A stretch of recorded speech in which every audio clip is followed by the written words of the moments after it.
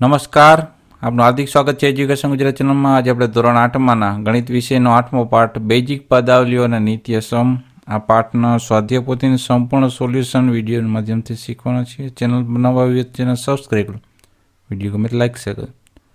8.1માં છે બેઝિક પદાવલીના સરવાળા અને બાદબાકી. સરવાળા બાદબાકીમાં હોય એવું હોય છે કે જેના સમાન ચલ હોય એની બાદબાકી થઈ શકે, સરવાળો થઈ શકે.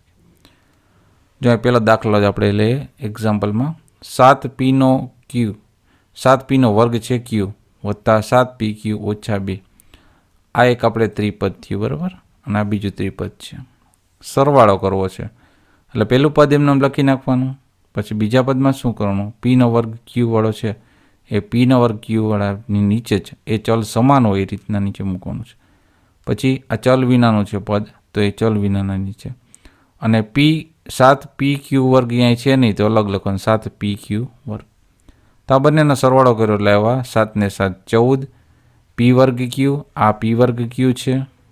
પછી 7pq, પછી આ થઈ જશે 2માંથી 2 એટલે 0 વત્તા 7pq વર્ગ, એનો જવાબ મળશે. ત્યારબાદ દાખલા નંબર બીજો છે. તો આમાં 3 પદ છે. જો એક પદ,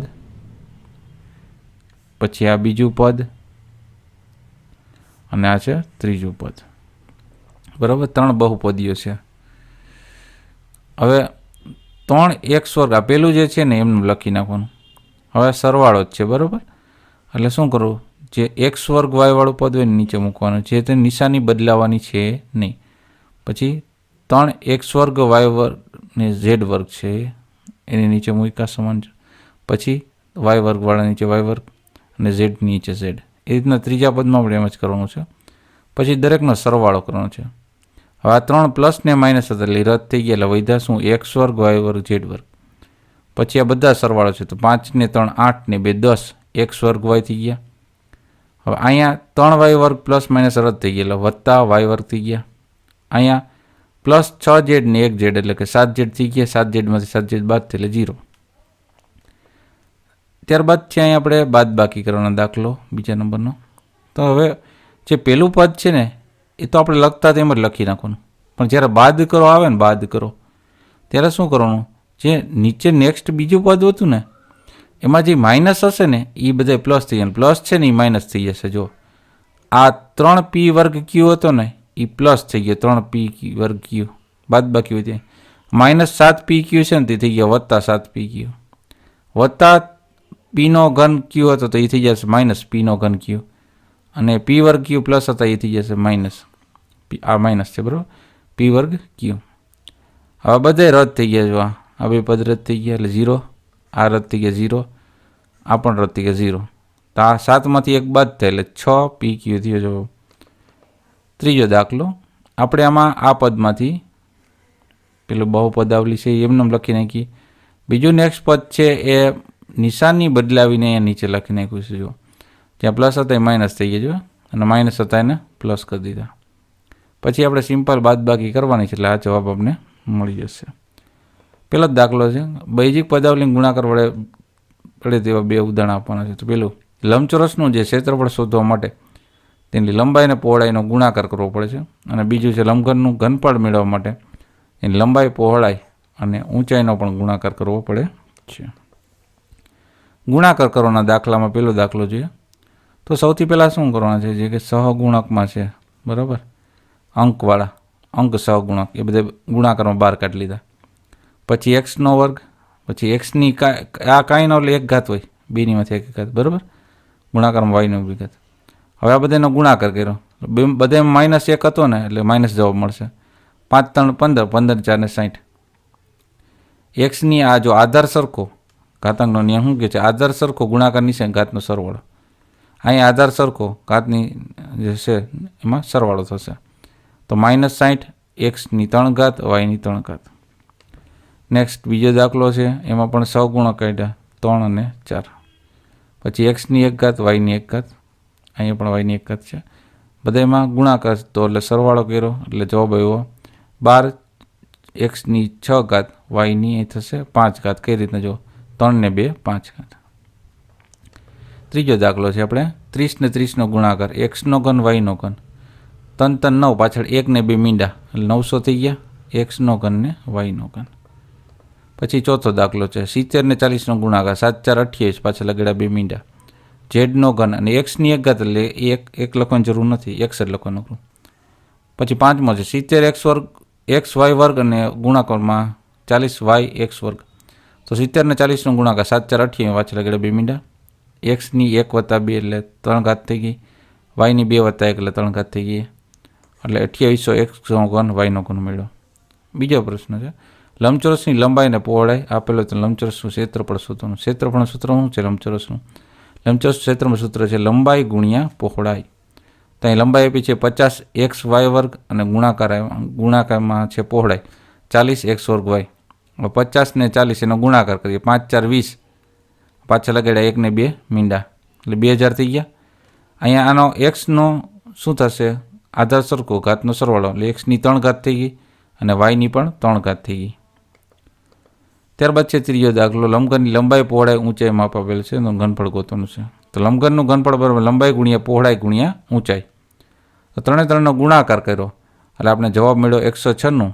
એક્સની આ કેટલી ઘાત થશે? તો કે 5 ઘાત થશે, કારણ કે 3 + 2 એટલે 5 ઘાત થઈ ગઈ, અહીંયા 5 ઘાત બરાબર, અને વાયની પણ 4 ઘાત થશે. ત્યારબાદ ગુણાકારમાં જો એક પદનો ગુણાકાર છે દ્વિપદી સાથે, તો એ વર્ગ બીનો ગુણાકાર 3a સાથે થશે, માઇનસની નિશાની, એ વર્ગ બીનો ગુણાકાર બી સાથે થશે, એટલે 3a એની એક કંઈક ઘાત હોય બરાબર. એટલે તમે જુઓ આધાર સરખો કરીએ એટલે 3 એનો શું થઈ જશે? આ ઘન થાય ને, 3 એનો ઘન થશે અહીંયા, અને બી માઇનસ એનો વર્ગ બીનો વર્ગ થશે. ઓકે. ત્યારબાદ બીજો દાખલો છે આ વાયનો માઇનસ વાયનો ગુણાકાર આ 3 સાથે કર્યો, જો દેખાય છે? રેડી? એટલે શું જવાબ આવ્યો અહીંયા પહેલા પદમાં? -3xy વર્ગ, પછી અહીંયા ઓછે ઓછો વત્તા થઈ જશે 3y નો વર્ગ, અહીં ઓછે વત્તે ઓછા 3y નો ઘન. ત્યારબાદ આ બંને ગુણાકાર કરવાનો છે, આ બંનેનો ગુણાકાર બરાબર. પછી ચલનો ગુણાકાર કર્યો એટલે જવાબ મળ્યો -1/2 એક્સનો ઘન વાયનો ઘન ને ઝેડ છે, આ ઝેડની 4 ઘાત થશે. ત્યારબાદ સરવાળો કરવામાં આગળ દાખલા જોઈએ આપણે. આ એક પદીનો ત્રિપદી ગુણાકાર, પછી એક પદીનો 3 પદ સાથે ગુણાકાર કરીને પછી સરવાળો કરવાનો છે. તો એ 3mn માઇનસની નિશાની 3mનો વર્ગ પ્લસ છે 3ml, પછી આ થઈ જશે અહીંયા કોમા બરાબર, 3mn પછી 3nનો વર્ગ માઇનસ 3nl. હવે સમાન ચલની નીચે મૂકી દીધા જે આગળ આપણે કર્યું હતું, તો જવાબ મળ્યો આપણે 6mn માઇનસ 3mn. સરવાળો છે એટલે નિશાની નહીં બદલવાની, સેકન્ડ આમાં કંઈ નિશાની બદલશે નહીં. જુઓ તમે પ્લસના પ્લસ છે, પ્લસના પ્લસ ને માઇનસના માઇનસ, એટલે આન્સર આપણે મળી ગયો. નેક્સ્ટ છે આપણે આ સાદું રૂપ આપ્યું અને સાદું રૂપ પહેલાં આપ્યું અને પછી એને કિંમત મેળવી છે. તો સૌથી પહેલાં અહીંયા સાદું રૂપ આપણે કિંમત મેળવી લીધી અને દાખલો કમ્પ્લીટ કરેલો છે. એકવાર આપણે જે કિંમત મૂકી એમાં શું મૂક્યું તો કે પહેલાં x બરાબર 2 વાળો દાખલો છે, x બરાબર 2 વાળો એમાં જવાબ આવ્યો 9, અને x બરાબર 1/2 મૂક્યો તો એમાં જવાબ આવ્યો 6.3/8. ત્યારબાદ બાદબાકી છે બરાબર, આ પદમાંથી આ બધા પદ બાદબાકી કરવાના છે.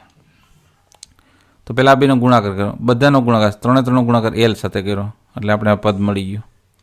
એમાંથી આનો ગુણાકાર કર્યો 4mનો ગુણાકાર આ 3 પદ સાથે કર્યો એટલે આ મળી ગયા, અને -2nનો ગુણાકાર કર્યો એટલે આપણે આ બીજા 3 પદ મળી ગયા બરાબર.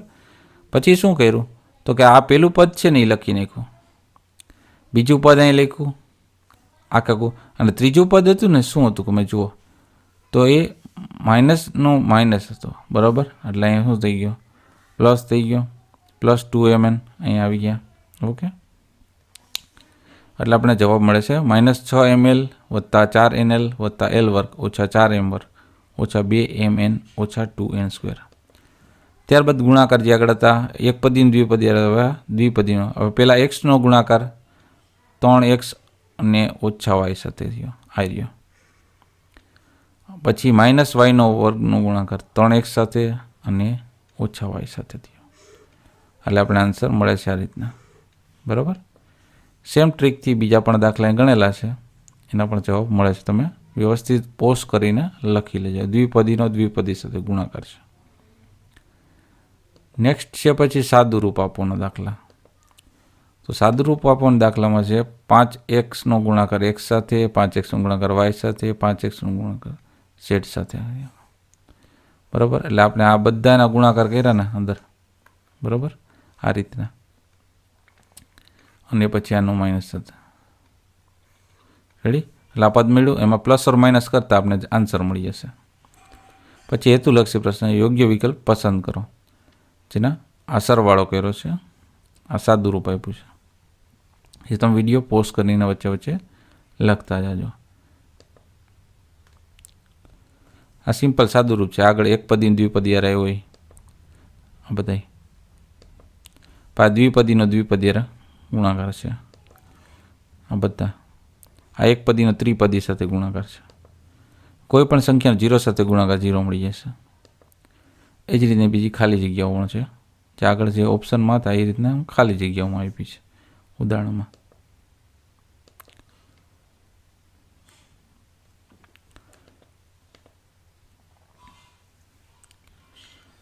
ત્યારબાદ પ્રશ્ન નંબર 3માં છે ખરા ખોટા.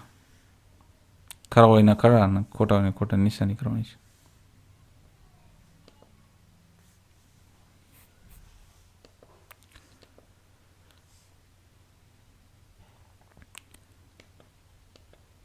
ત્યારબાદ જોડકા. પહેલું ને બીજું જોડકું છે.